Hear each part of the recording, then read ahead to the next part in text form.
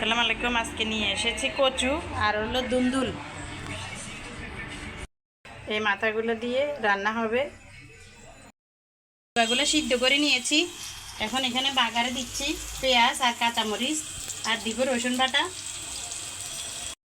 এটা সাদা ভাজি করবো, তাই হলুদের গুঁড়া দিব না, মরিচের গুঁড়াও দিব না, শুধু কাঁচামরিচ দিলাম। পেঁয়াজ রসুনটা যখন বাদামি কালার হয়ে গেল, দিয়ে দিচ্ছি কচুর ডগা আর দিয়ে দিচ্ছি কিছু জলপাইয়ের আচার। ভাজি হবে, হলুদ মরিচ দিলাম না গুঁড়া, শুধু কাঁচামরিচ দিয়ে সাদা ভাজি হবে। কচুটা হয়ে গেছে, দেখুন কচুর গায়ের থেকে তেল বের হচ্ছে। এখনই কচুটা হয়ে গেল। সিদ্ধ করে নিয়েছি।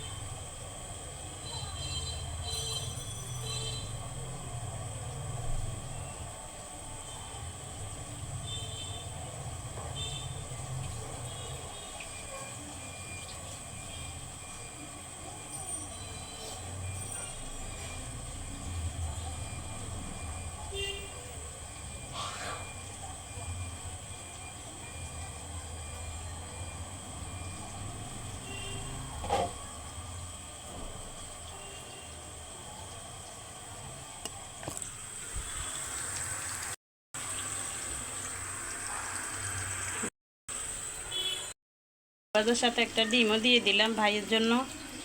মুরগির মাংস আছে, এগুলো দিয়ে খাওয়াবো ভাইকে।